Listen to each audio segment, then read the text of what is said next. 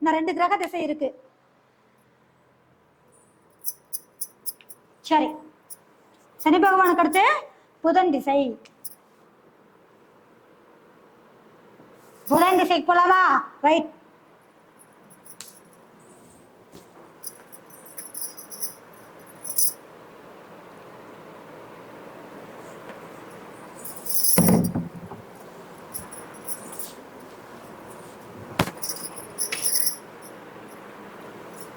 புதன் பகவானுடைய திசை வரும்போது எப்பவுமே ஒரு விஷயம் கவனிங்க, காலச்சக்கரத்துக்கு 3 6 குடையவர் இல்லையா?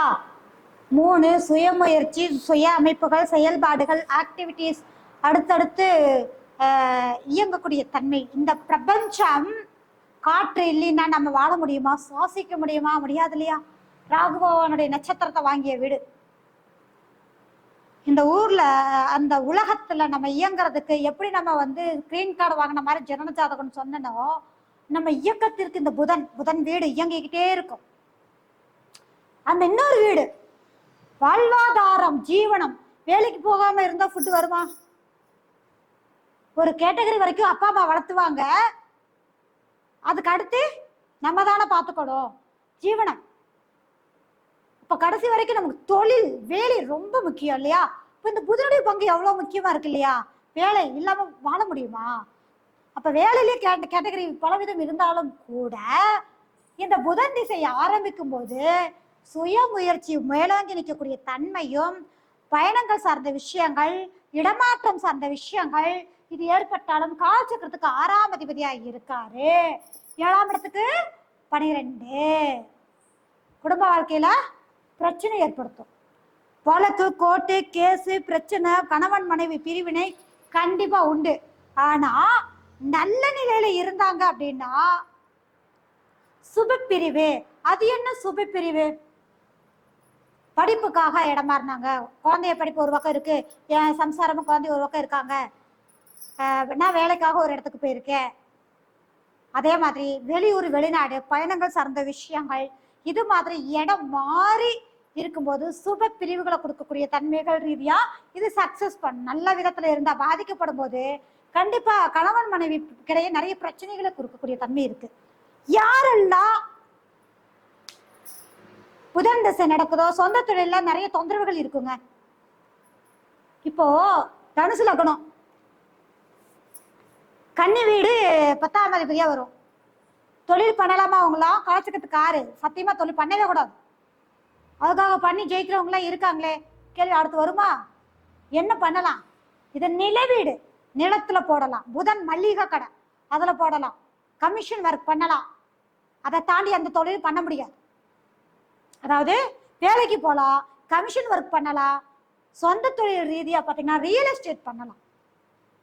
மற்றபடி அப்படிங்கும்போது ரியல் எஸ்டேட்டே உங்களுக்கு கமிஷன் தொழில் வந்துடும் இல்லைங்களா? மளிகை கடை சொந்த தொழில். புதன் அங்க மளிகை கடைக்கு அதிபதி.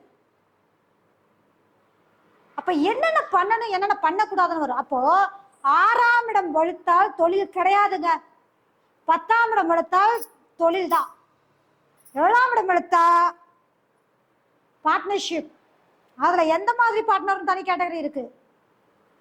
இந்த மாதிரி வருமானம் எதன் அடிப்படையில 6ஆம் இடம் வலுத்தா வீட்டு வாடகை வருமானம் வரும்.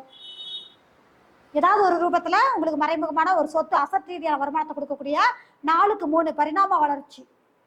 அப்போ சுப பிரிவா அசுப பிரிவா புதன் தசை வரப்போகுது. உறவுகளை ரொம்ப கவனமா இருங்க. நான் 12வது படிச்சுட்டு இருந்தேங்க. பாதிலேயே வேலைக்காக போயிட்டேன். அடுத்து படிப்பு எனக்கு தடையாயிடுச்சு. மறுபடியும் படிக்க போலாமா? புதன் தசை ஆரம்பிக்க போகுது, புதன் புத்தி வரப்போகுது. அப்ப நீங்க கண்டிப்பா கோர்ஸ் எடுப்பீங்க, நீங்க படிங்க. கண்டிப்பா அவங்க என்ன பண்ணுவாங்க? படிப்பாங்க. புதன் தசை படிக்கிறதுக்கு சாக்பட் பண்ணும்.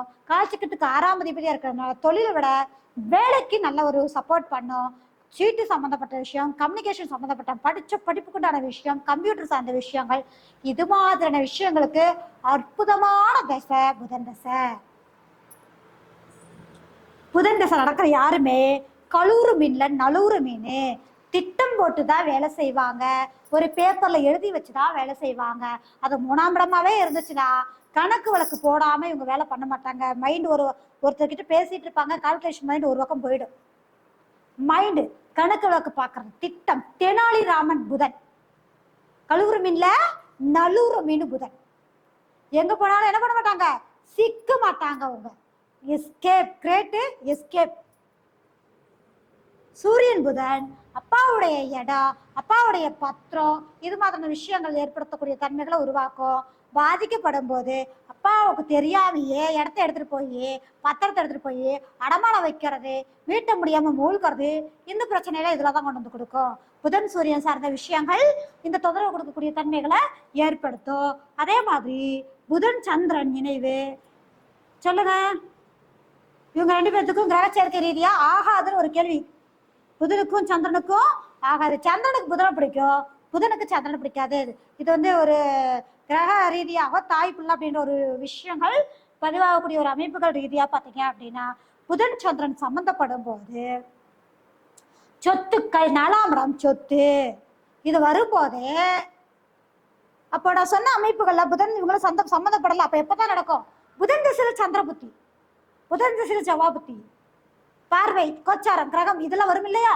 அப்போ 4ஆம் இடம் சந்திரன், சொத்து, வண்டி வாகனம், புதன் வருது என்ன பண்ணும், சொத்தை விற்கும், வண்டி வாகனத்தை விற்க வைக்கும், அடுத்து வாங்க வைக்கும், இடமாற்றத்தை கொடுக்கும். புதன் தசை வந்தாலே இடமாற்றம். சந்திரனே ஓடக்கூடிய நதின்னு சொல்லிட்டோம். அப்ப இதை கொடுத்துட்டு இன்னொன்னு மாத்த வைக்கும், ஒரு தேய்மானத்தை கொடுக்கும், சொத்து சுகத்தை மாத்தும், கொடுக்க வைக்கும், பாதிக்கப்பட்டா அதை இழக்க வைக்கும், நல்ல நிலைமையில இருந்தா கொடுத்துட்டு இன்னொரு பக்கமா உருவாக்கிக்குவாங்க, ரெட்ட சொத்தா மாத்தும். புரியுதா? சரி. உறவுகள் ரீதியா மனக்கசப்பை கொடுக்கும், தாய்க்கு இவங்களுக்கு சுத்தமாவே செட் ஆகாது, பிரியக்கூடிய தன்மையை ஏற்படுத்தும். சரி, அதுக்கடுத்து புதனுக்கு அடுத்து, புதன் சந்திரனுக்கு அடுத்து செவ்வாய். நல்ல நிலையில இருந்தா பத்திரம் இவங்க வீட்டுல நிறைய இருக்கும், சனி நட்சத்திரம் இருந்தா உயிர் சொத்து இருக்கும் உங்க வீட்டுல. அதே மாதிரி செவ்வாய் பூமி சம்பந்தப்பட்ட விஷயம், புதன் டாக்குமெண்ட் சம்பந்தப்பட்ட விஷயம். இப்ப இது மாதிரியான விஷயங்கள்ல தயவு கூர்ந்து இந்த கிரக சேர்க்கை இருந்தா சகோதரரும் நீங்களும் சேர்ந்து வாங்காதீங்க, தனித்தனியா பத்திரத்தை ரெஜிஸ்டர் பண்ணுங்க. இல்லைன்னா நாளைக்கு பங்காள சொத்துக்கள் ரீதியா நிறைய பஞ்சாயத்துக்காக வழக்கு பதிய வேண்டி வரும். ஸோ பார்த்து நிதானமா செயல்படக்கூடிய தன்மைகள் இது உருவாக்கக்கூடிய ஒரு சூழலா இருக்கும். புதன் ராகு இவங்களும் அப்படிதான். இது என்ன தெரியுமா பண்ணும், ராகு மீட்ரு வட்டி, வட்டி கணக்கு, வட்டி கொடுத்து வாங்குறது. அப்போ யாராவது ஒருத்தர் குடுக்கல் வாங்க நல்ல நிலையில இருக்கிறவங்களுக்கு அடுத்தவன் பத்திரத்தை நம்ம கிட்ட வச்சு பணம் வாங்கிட்டு போவா, கெட்டு போச்சுன்னா நம்ம பத்திரத்தை எடுத்துட்டு போய் இன்னொரு கொண்டு போய் கொடுப்போம், அடமானம் வைப்போம். அதுதான் விஷயம். அடுத்தவன் கிட்ட இருந்து வாங்குறோமா கொடுக்குறோமா, புதன் ராகு கனெக்டிவிட்டி இல்லாம வராது. அந்த பணத்தை, அந்த பத்திரத்தை மீட்ட முடியுமா முடியாதா உங்க ஜாதகம் தான் சொல்லும். அப்போ ஒருத்தர் இந்த சேர்க்கை இருக்கு, நல்ல அமைப்புகள் இருக்குது, புதன் தசை நடக்குது, ஒருத்தர் பக்கத்து வீட்டுல ரொம்ப கஷ்டப்படுறாருங்க, பணம் கேட்கிறாரு, அதுக்கு பதிலாக அந்த இடத்த வச்சுக்கோங்கன்னு சொல்றாங்க. நான் வாங்கிக்கிட்டேமா, கேள்வி என்ன சொல்லுவீங்க, வாங்கிக்கங்க. அந்த சொத்து கடைசியில் என்ன ஆயிடும், இவங்க கைக்கு மாறிக்கும், ஏன்னா அவங்களால மீட்ட முடியாது.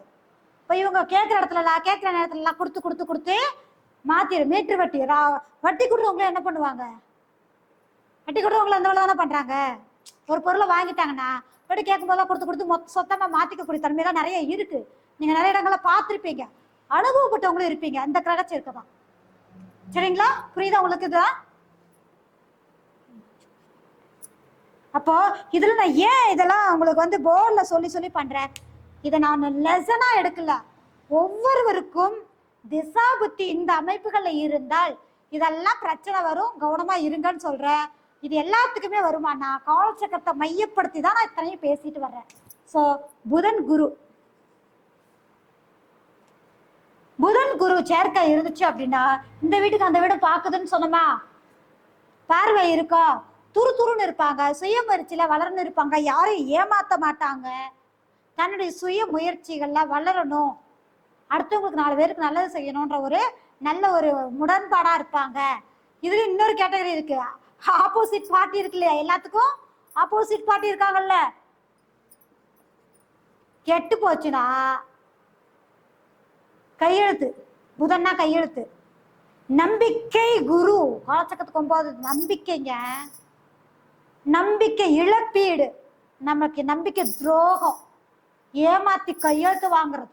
ஏற்கனவே சொன்ன மாதிரி சனி சம்பந்தப்பட்ட தண்ணியை கொடுத்து ஏமாத்துறது, கேது சம்பந்தப்பட்ட அது வேற மாதிரி கேட்டகரி கொண்டு போறது, இது மாதிரியான ஒரு விஷயத்துல ஏமாற்றத்தை கொடுக்கக்கூடிய தன்மையை உருவாக்கும். அடுத்தது புதன் பிளஸ் சனி. இது எங்கெல்லாம் வந்தாலும் உங்களுக்கு ஸ்கின் அலர்ஜி நம்ம சொன்னோம். தொழிலே பார்த்தீங்க அப்படின்னா கமிஷன் ரீதியா பண்றதா இருக்கும். இப்போ ஒரு தொழில் பண்றாங்க, கான்ட்ராக்ட் எடுத்து பண்றாங்க பார்த்துருக்கீங்களா, அவங்களுக்கு சூப்பரா இருக்கும். கமிஷன் மாதிரி பண்றதுக்கு சூப்பரா சப்போர்ட் பண்ணும். தொழில்ல 1க்கு 2 தொழில் உருவாக்கும். ஆனா இதுல ஒரு விஷயம் பாருங்க, காலச்சக்கரத்துக்கு 6ஆம் அதிபதி தொழில் பண்ண விடாது இல்லையா. நீங்க வேலைக்கு தானே போக சொன்னீங்க, இது என்ன தொழில்னு சொல்றீங்க? தொழிலுக்காரனோட சேரும்போது நீங்க முதலாளியாக கூடாது. சனி ஆல்மோஸ்ட் வேலையாள். காலச்சக்கரத்துக்கு புதன் வேற 6ஆம் அதிபதி வேலை. நீங்க என்ன பண்ணணும், முதலாளி மாதிரி டிப்டாப்பா நீட்டா தேய்ச்சி அயன் பண்ணி ஒயிட் அண்ட் ஒயிட் போட்டு உக்காந்தா கல்லாப்பட்டி கஜானா காலி. அழுக்கு சட்டையை போட்டு ஒரு தொழிலாளி மாதிரி இல்ல நீட்டா ஏதோ ஒரு உடை அணிந்து அந்த இடத்துல நீங்க இறங்கி வேலை செய்யணும். நம்ம முதலாளிங்கிறத இறக்கி கீழே வச்சுட்டு தொழிலாளின்னு இறங்கி செயல்படும் போது ஜெயிக்கக்கூடிய தன்மை இந்த இடத்துல இருக்கு. எல்லா தசாபத்திலையும் வளர்ச்சி வீழ்ச்சி இருக்கு. அப்ப சனி தசாபத்தி வர்றவங்களுக்கு, புதன் தசாபத்தி வர்றவங்களுக்குலாம் வளர்ச்சி வீழ்ச்சி இல்லையா அப்படின்னா, நான் தான் சொல்லிட்டு இருக்கேன், தசா வரலைனால புத்தியில வரும், கொச்சரை கனெக்ட் ஆகும் போது வரும். சரி, புதன் திசையில கேது, புதன் திசையில கேது இது என்ன பண்ணும்? பத்திரத்தை தொலைச்சிரும். முதல்ல டாக்குமெண்ட்டை தொலைக்கும், சர்டிபிகேட்டை தொலைக்கும். எங்க போனாலும் தொலைக்கிறதே வேலை. போனை கொண்டு போய் மறந்துட்டு வர்ற வேலை. புதன் சனி சம்மந்தம் பண்ணும்போது மறந்துட்டு வச்சுட்டு வரும். இது எங்க வச்சுன்னே தெரியாம வரும். அது சனி பகவான் அப்படிங்கிறது மந்தம், மறைதி. கேது நம்மளை தெரியாம இயக்க, நம்மளை இப்படிங்கிற நொடி பொழுதுல நம்மளை ஏமாத்தும். இப்போ இந்த ஏமாற்றக்கூடிய தன்மையை உங்களுக்கு என்ன பண்ணும். அப்ப இந்த கிரகச்சரிக்கை இருக்கிறவங்க, இந்த தசாபத்தில் நடக்கிறவங்க உங்க பேர்ல சொத்து எழுதலாமா? எழுதக்கூடாது. சொத்து நிக்காது, சேல்ஸுக்கு போயிடும். ஸோ கொஞ்சம் அதாவது பார்த்து நிதானமா இருக்கணும்.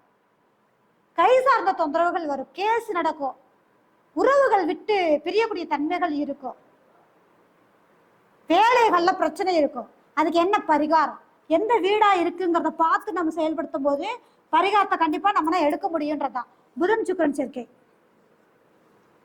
இது புதன் காலச்சக்கரத்துக்கு 3, 6 வேலை, 3 பயணம். சுக்கிரன் வாகனம் ஓட்டலாம், வாகனம் வாங்கி தொழிலா பண்ணலாம். அப்ப கொடுக்கல் வாங்கல் சார்ந்த விஷயங்கள் காலச்சக்கரத்துக்கு 2ஆம் அதிபதி சின்ன சின்ன பணங்களை கொடுக்கறது, வாங்குறது, சீட்டு போடுறது, இது மாதிரியான செயல்பாடுகளுக்கு அற்புதமா இருக்கும். ரெஜிஸ்ட்ரேஷன் பெண்கள் பேர்ல பண்ணலாம். இது மாதிரியான செயல்பாடுகளுக்கு அற்புதமா இருக்கும். சுக்கிரன் வீடுக்கு 2ஆவது வீடு இந்த வீடு, இந்த வீட்டுக்கு 2ஆவது வீடு இந்த வீடு. அப்ப இது நல்ல வளர்ச்சியை கொடுக்கக்கூடிய தன்மைகளை ஏற்படுத்தக்கூடிய ஒரு 6 கிரக அமைப்புகளாக வரும் அப்படின்றதுதான். சரி, இப்போ புதனோட தசையில எல்லா கிரக சேர்க்கை, நட்சத்திரமா இருக்கட்டும், சேர்க்கையா இருக்கட்டும், திசையில புத்தி வந்தாலும் இதுதான் நடக்கும். நல்லா மைண்ட் பண்ணிக்கோங்க. எல்லா கிரகத்தையும் கொண்டு வந்துட்டோமா? 9 கிரகத்துல சூரியன்ல ஆரம்பிச்சு புதன் வரைக்கும் நம்ம கொண்டு வந்துட்டோம். இன்னும் 2 கிரகம் இருக்கு. கேது தசை. கேது தசையுடைய வருடம் எத்தனை? 7. கேதுடைய தசை 7. கேது தசை வந்துச்சுன்னு வச்சுக்காங்களேன், எப்பா எங்கனால சமாளிக்கவே முடியாத தசை. இவ்வளவு சீக்கிரம் பலன் எடுக்க முடியாது. ராகு கேது அவ்வளவு சீக்கிரம் நம்ம என்ன பண்ண முடியாது,